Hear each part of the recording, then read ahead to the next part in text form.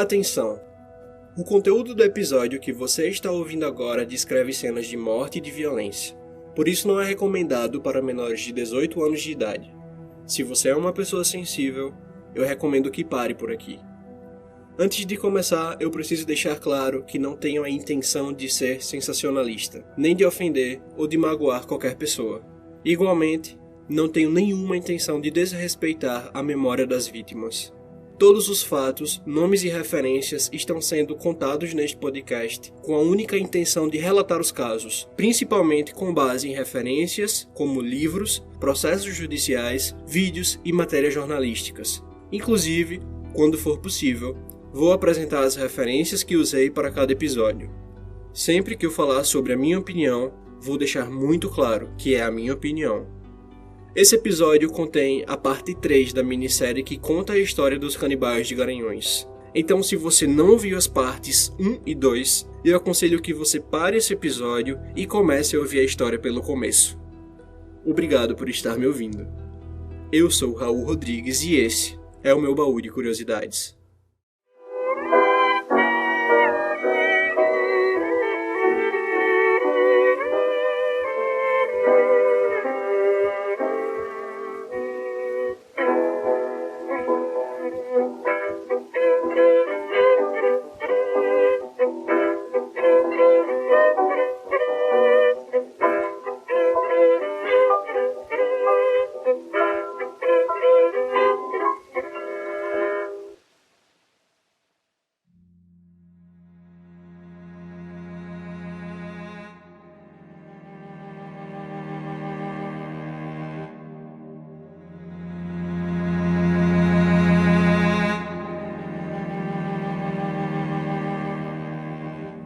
Os canibais de Garanhuns foram presos em 11 de abril de 2012, como suspeitos no desaparecimento de 2 mulheres.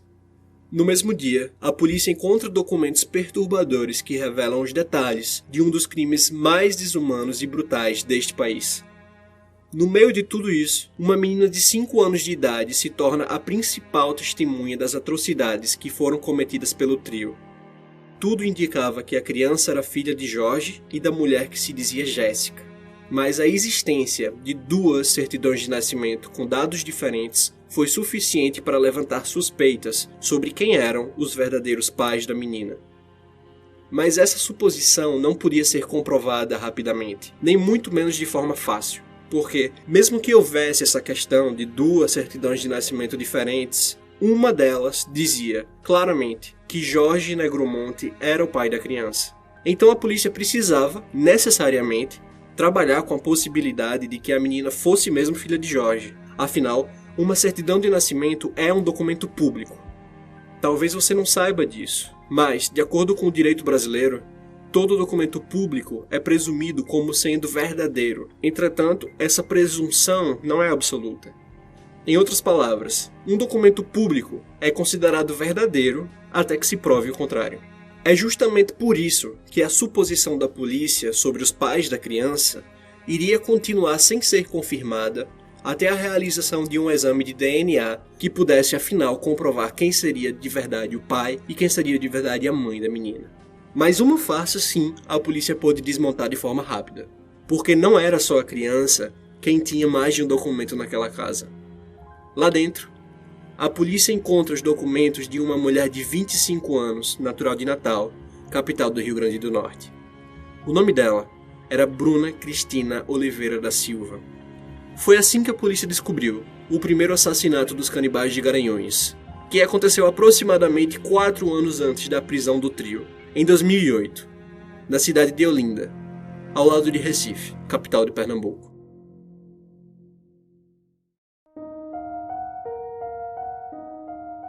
Agora eu quero que você se lembre de um detalhe do primeiro episódio. Gisele Helena da Silva desapareceu no final do mês de fevereiro de 2012. A polícia só conseguiu identificar 2 suspeitos porque eles usaram o cartão de crédito de Gisele. Com essas informações, os investigadores foram até as lojas em que havia registros de compra e assistiram às imagens do circuito da câmera. Nas imagens, é possível identificar uma mulher e um homem. O homem é Jorge Negromonte, nós já sabemos, na época com 50 anos de idade. A mulher ao lado dele era jovem, magra, usava um vestido vermelho, tinha cabelos encaracolados, aparentemente, e uma bolsa preta pendurada no ombro. No depoimento dos funcionários que atenderam essa mulher durante as compras, em que o cartão de uma das vítimas foi utilizado, ela se identificou como sendo Gisele Helena da Silva. Em suma, ela assumiu a identidade de uma das mulheres que ela ajudou a matar. Ela fez isso com naturalidade, simplesmente porque ela já havia feito isso antes. Na verdade, ela vinha fazendo isso todos os dias, desde meados de maio de 2008. Quando foi presa, em 11 de abril de 2012, a mulher do vestido vermelho se identificou como sendo Jéssica Camila da Silva Pereira. Mas isso foi exatamente a mesma coisa que ela fez nas lojas de Garanhuns. O nome verdadeiro dela é Bruna Cristina Oliveira da Silva. Em 2012, Jéssica Camila já estava morta havia 3 anos. Mas durante todo esse tempo, Bruna havia assumido e se apossado totalmente da identidade dela, incluindo da própria filha de Jéssica. Se a polícia tinha dúvidas sobre a paternidade da criança, os investigadores passaram a ter certeza de que Bruna não era a mãe da menina e de que pelo menos mais um crime havia sido cometido pelos canibais de Garanhuns.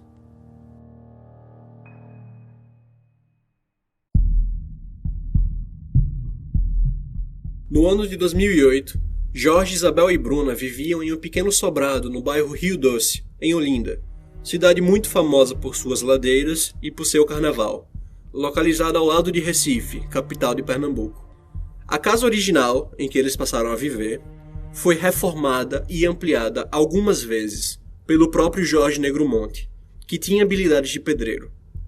Ele sabia construir e, de fato, tanto a casa de Olinda quanto a casa de Garanhuns em que eles viveram possuíam esse aspecto de estar sempre em reforma.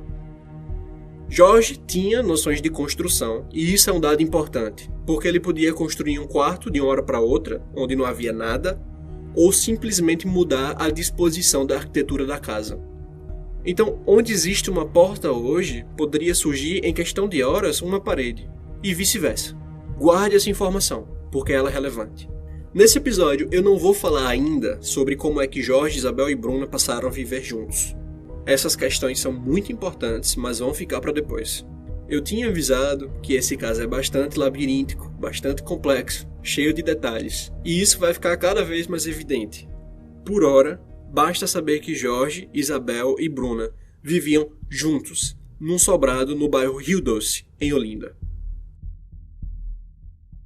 Eu vou inclusive trazer agora um fato muito interessante, mas eu não posso confirmar se ele é verdadeiro. Em uma reportagem concedida a uma rede de televisão local, um adolescente falou sobre o convívio de Jorge na comunidade de Rio Doce e se refere a ele como sendo uma pessoa estranha. Eu diria inclusive que Jorge tivesse mesmo essa imagem de freak, de weirdo, em suma, de uma pessoa esquisita que não se encaixava bem no convívio do bairro. Segundo esse garoto, Jorge era visto com frequência sujo de lama, sempre quando ele estava voltando de um lugar próximo que se chama Pantanal, e que eu suponho ser um tipo de brejo, de lagoa ou então de mangue, que se localiza no entorno de Rio Doce. Eu não sei o que ele fazia ali, mas é importante que você tenha em mente que Jorge costumava visitar um local com essas características. Guarde essa informação, ela vai ser útil no futuro. Existe mais um fato interessante que esse mesmo adolescente trouxe e que chamou a minha atenção. Segundo ele, Jorge parecia querer se aproximar das rodinhas e dos grupos de amigos, conversando, jogando bola, enfim. O adolescente ainda reforça que muitas vezes Jorge estava sujo com lama quando ele queria se aproximar. Por causa disso, ele era enxotado e esses adolescentes também não queriam que ele se aproximasse. Seja porque Jorge estava sujo, seja porque ele fosse uma pessoa esquisita. Mas eu preciso deixar uma coisa muito clara.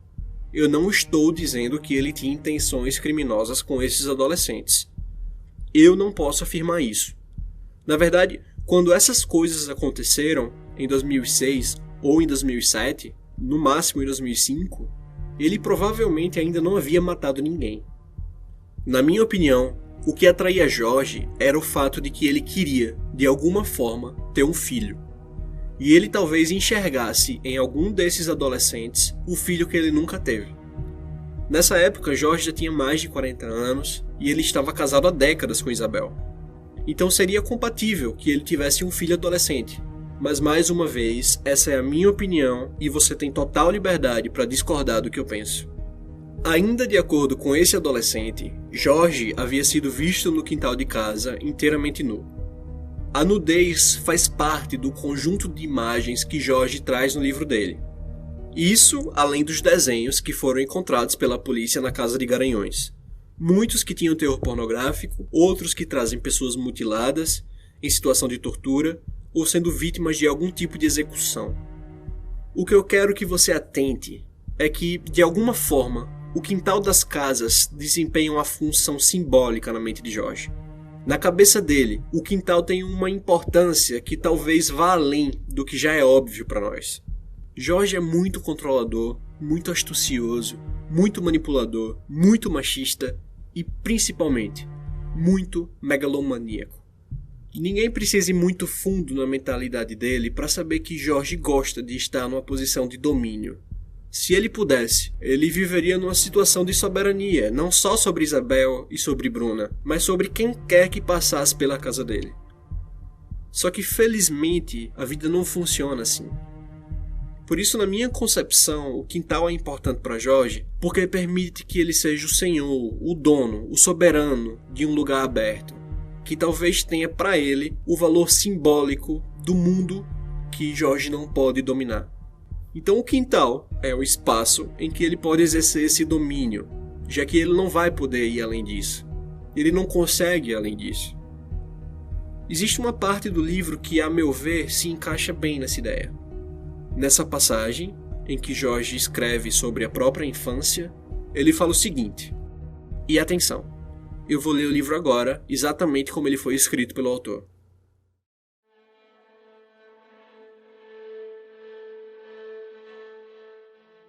Capítulo 8. O homem sem cabeça e os meus olhos de águia.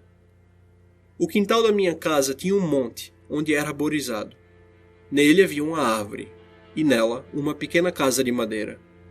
Meus irmãos sempre brincavam lá todas as manhãs. Porém, como eu preferia brincar sozinho, quando tinha uma oportunidade, eu ia até esse monte, pois lá eu encontrava o meu mundo, um mundo perfeito. Quando não estava na casa da árvore, eu ficava embaixo me exercitando. E foi em uma dessas vezes que, ao olhar para cima, eu observei um homem sem cabeça na casa da árvore. Ele estava de pé. Depois foi perdendo o equilíbrio e caiu sobre mim. Só que eu não senti o seu peso, pois ele se transformou em fumaça. Fiquei perplexo nesse dia. Os galos cantavam, porém, na minha imaginação, pareciam risos sarcásticos, zombando de mim. Fiquei perplexo nesse dia, pois mesmo não sendo zoantropo, eu abri os braços e consegui planar bem alto, em um voo perfeito, olhando tudo que havia no meu quintal. Nessa época eu já usava óculos, mas a minha visão nesse dia era de uma águia.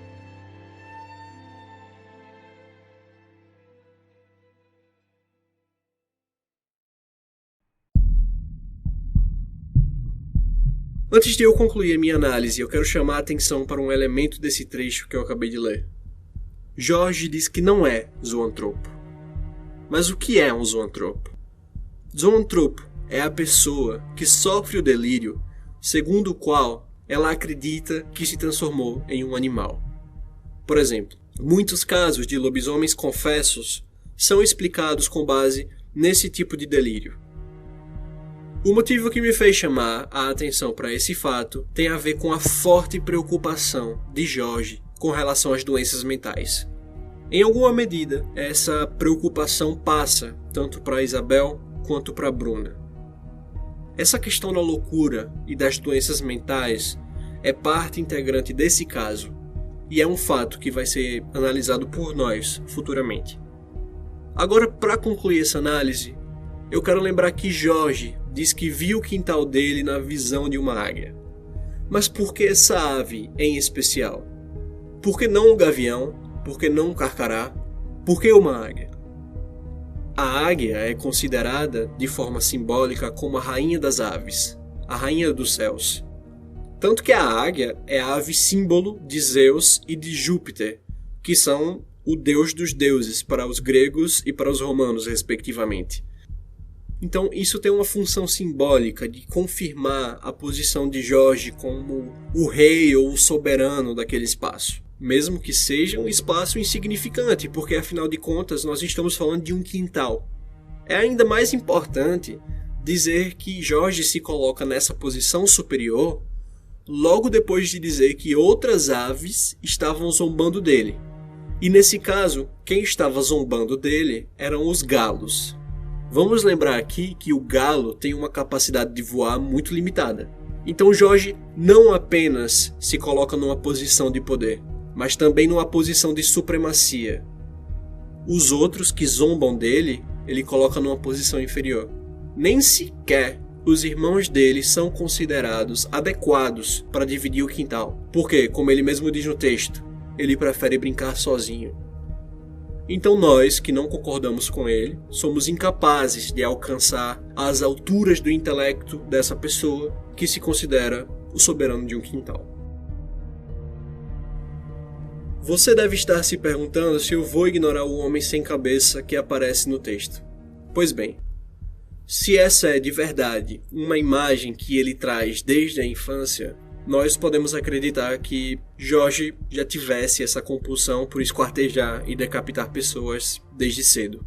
Isso é muito provável, mas ao mesmo tempo eu não tenho indícios suficientes de que essa ideia que ele colocou no texto em 2012, já em Garanhões, não é uma criação recente dele. Talvez, talvez não. Algumas coisas talvez seja melhor não saber.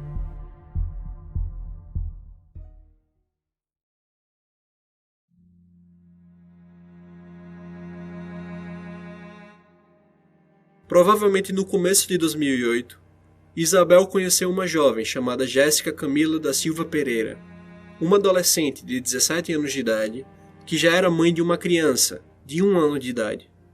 Existem duas versões sobre como o trio conheceu Jéssica.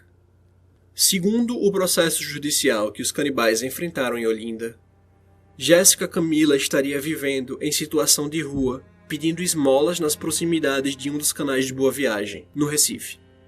Você talvez não saiba, mas Recife tem muitos canais, inclusive é por isso que a cidade é conhecida como a Veneza brasileira.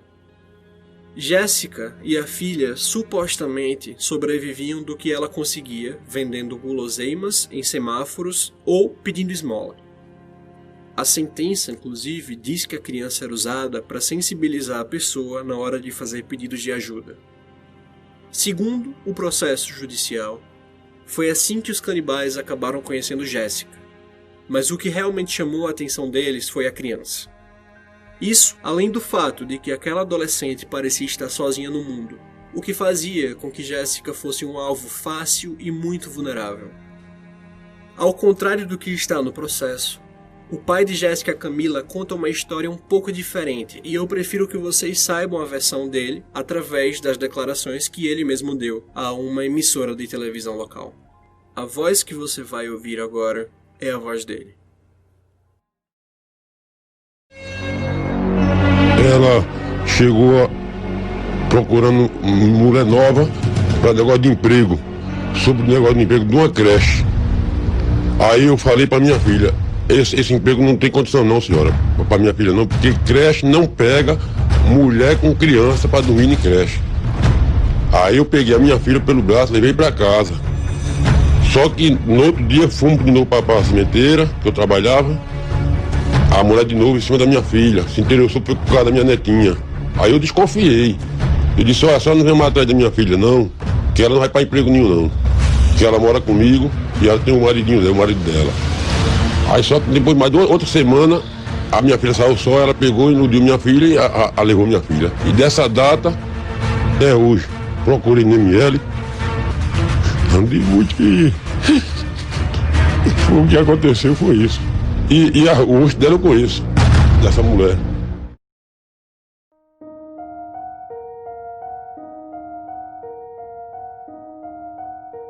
Existem diversas teorias sobre como Isabel conseguiu atrair Jéssica. Elas dizem que Isabel teria oferecido uma cesta básica, ou um emprego, ou uma vida mais confortável, ou ajuda na criação da menina, mas o fato é que Jéssica foi morar com Isabel na casa, no Rio Doce, em Olinda, e ela levou a criança consigo para morar com o trio. Diferentemente das informações de muitas notícias e de muitos conteúdos sobre esse caso, que você deve ter encontrado na internet, Jéssica passou aproximadamente 4 meses vivendo com Jorge, Isabel e Bruna, debaixo do mesmo teto. Segundo Jorge, ele teria pedido que Jéssica registrasse a criança com o nome dele, como se fosse o pai da menina. Jéssica teria concordado. Todos os três, tanto Isabel quanto Bruna, como Jorge, todos concordaram nos depoimentos que teriam se afeiçoado da menina e que a menina teria se tornado como parte da família. Isso, a meu ver, tem relação com o fato de que Jorge muito provavelmente é estéril. Ele esteve casado com Isabel por décadas e nunca teve um filho. Da mesma forma, ele se relacionou amorosamente com Bruna e também não teve filhos. A sentença do processo de Olinda vai mais além e diz que Jorge nunca pôde adotar nenhuma criança por causa de um processo criminal que ele teve que enfrentar, sobre o qual nós vamos falar no futuro, mas eu adianto para você que ele foi inocentado. Também vamos falar depois sobre a relação entre Jorge, Isabel e Bruna, mas eu decidi que também vou adiantar uma informação aqui. Dizer que eles eram um triângulo amoroso não é exatamente correto. Sobre isso, nós falamos depois. O que importa agora é saber que Jorge, muito provavelmente, é estéril. E isso tem um impacto profundo, extremamente importante para esse caso.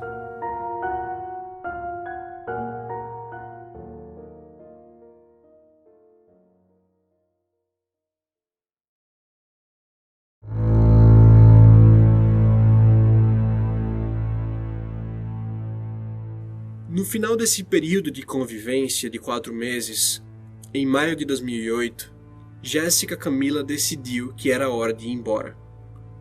Ela tomou essa decisão por algum motivo que não ficou claro até o momento, mas que eu acredito que talvez se relacione com Jorge.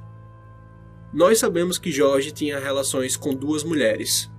Ele se considerava abertamente como bígamo.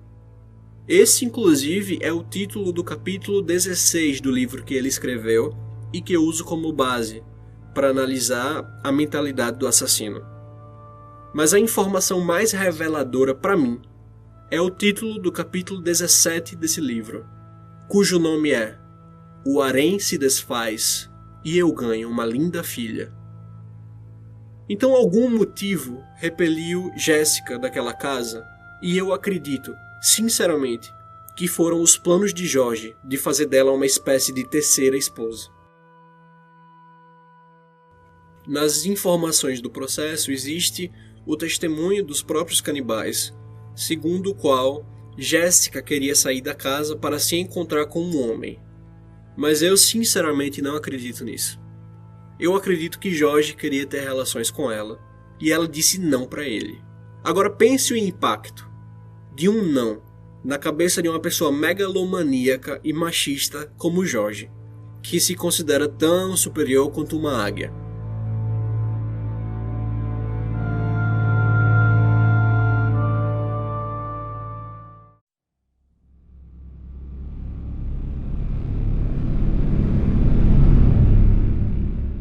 Jéssica foi assassinada justamente quando ela decidiu que ia embora. Segundo os relatos dos próprios canibais, Jéssica estava brigando com Isabel no andar de baixo porque queria sair da casa com a criança. Foi quando Bruna e Jorge se aproximaram, descendo as escadas do andar de cima, para ver o que estava acontecendo. Isabel contou para eles que Jéssica queria levar a criança embora, e então Bruna e Jorge partiram para cima da vítima e a imobilizaram, impedindo que ela pudesse ter qualquer reação. Enquanto isso, Isabel correu até a cozinha e voltou, trazendo uma faca. Jorge apanhou a faca e cortou a jugular de Jéssica com um só golpe. O sangue espirrou na parede e Jéssica urinou sobre os pés dele. George só soltou o corpo dela quando ela parou de se debater. Segundo os canibais, a criança, de 1 ano de idade, estava no cômodo, assistindo tudo, nos braços de Isabel.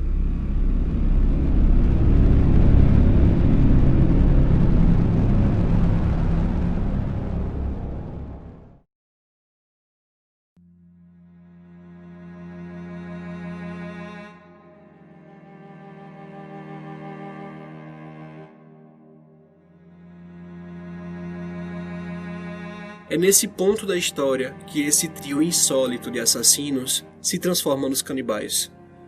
Mas essa parte do caso eu não vou contar nesse episódio. O que eu quero debater agora é outra coisa. A primeira vítima dos canibais é, sem dúvidas, a mais importante dentro do repertório simbólico deles. Tanto que a identidade dela foi assumida por Bruna depois do assassinato. Entre 2008 e 2012, Bruna Cristina Oliveira da Silva viveu como Jéssica Camila da Silva Pereira. Ela não só se apropriou do nome da mulher que ela ajudou a matar, ela se apropriou da vida de Jéssica e da criança que Jorge e Bruna passaram a chamar de filha. Bruna se apoderou, inclusive, da certidão de nascimento de Jéssica e emitiu documentos usando esses dados. Ela não só usou essas informações, ela passou a viver, de fato, como se ela tivesse renascido. Isso tudo, todo esse processo de metamorfose, vem da cabeça de Jorge. Foi ele quem direcionou tudo isso. Ele arquitetou tudo isso. Tudo isso é fruto da mente dele.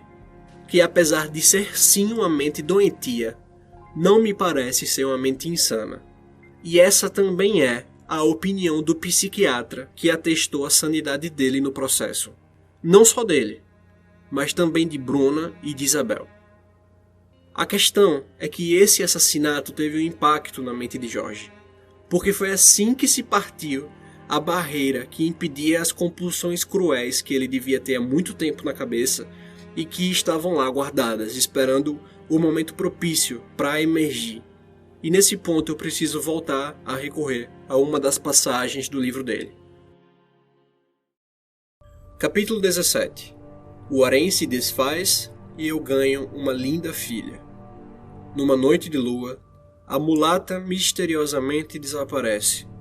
Pergunto então a Bel o que tinha acontecido, e ela respondeu que nunca existiu uma outra em nossa casa.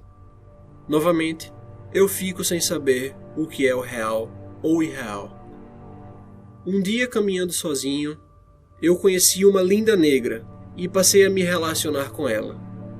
Dessa união nasce Jéssica Camila, uma bela mulata, que por incrível que pareça, semelhante à minha companheira que sumiu como por um encanto.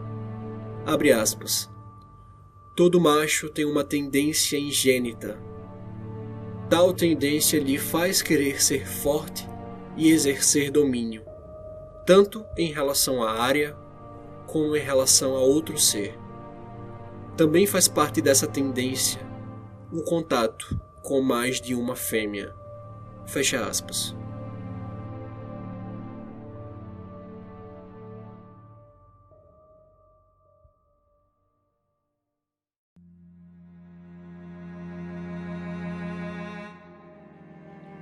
Ler essas coisas absurdas só me faz reforçar a convicção que eu tenho de que existem coisas escritas que não deveriam ser lidas, pelo menos não em voz alta.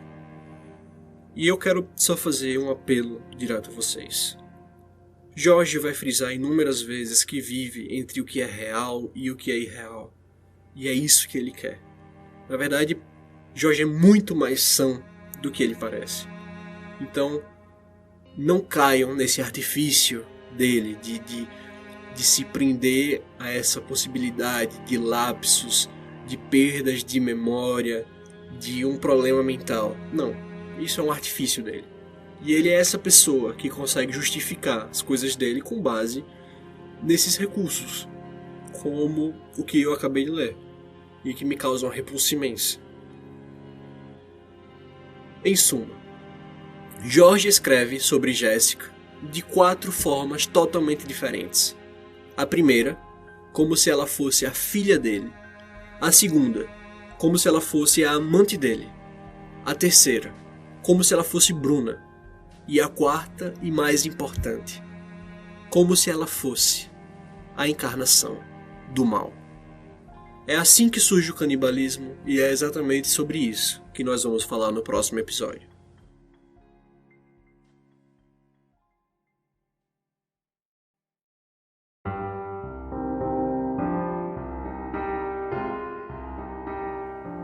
Todas as informações apresentadas foram cuidadosamente baseadas em referências e pesquisas rigorosamente conduzidas. Se alguém se sentir ofendido e quiser exercer aqui o seu direito de resposta, basta entrar em contato comigo e eu considerei espaço neste podcast para isso. Eu sou o Raul Rodrigues e esse episódio foi inteiramente escrito e produzido por mim.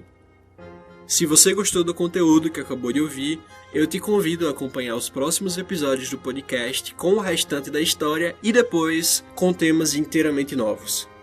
Eu ficaria muito contente se você compartilhasse o meu podcast com seus amigos e com pessoas que tenham interesse nesse tema.